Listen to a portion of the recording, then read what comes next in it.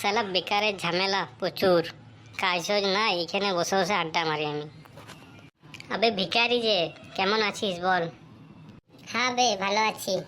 তোরা শালা ভালো রেখেছিস কি? কেনা বে, কি হলো? এই যে দেখ শালা, তোরা নাম দিয়েছি ভিখারি। শালা দেখাশোনা আসছে, সেইখানে নাম বলতে যাচ্ছি, নাম কি না ভিখারি। শালা মেয়ের বাপ পালাচ্ছে। তো তুই বসবি না দাঁড়িয়ে দাঁড়িয়ে গল্প করবি? হ্যাঁ লে তবে বসলাম, দেখি তোদের তো আবার কাজ টাজ নাই, বসলে ঘন্টা দিয়ে গল্প হবে। আবে শালা কুকারি ভিখারি দুজনেই আসিস যে। লে শালা এই পয়সা পাই আবার চলে এসেছি।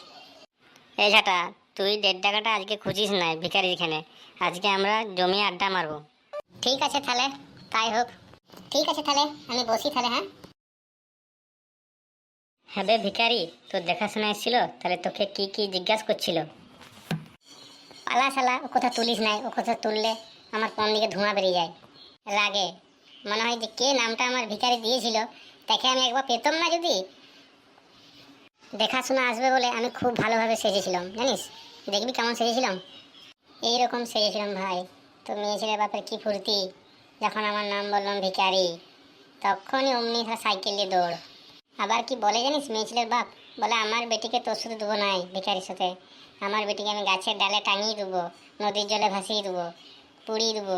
হ্যাঁ দেখ ঘাটার দিকে তাকা, শালা চশমা কিনেছি। তাই দিবি? তাহলে আমাকেও কিনতে হবে মনে হয়। তো তুইও কিনবি যা, না যদি পয়সা থাকে তো ওই ধারের ক্লাবের ছেলেদের বগলে আর নিচে দমে হয়েছে, বললো কুকারিকে রেখে দিবি। হ্যাঁ শালা, তুই বন্ধু হয়ে এত বড় কথা বললি, আমি শালা ওই কাজ করবো? তবে তুই তোর চশমাটা পর বার করি।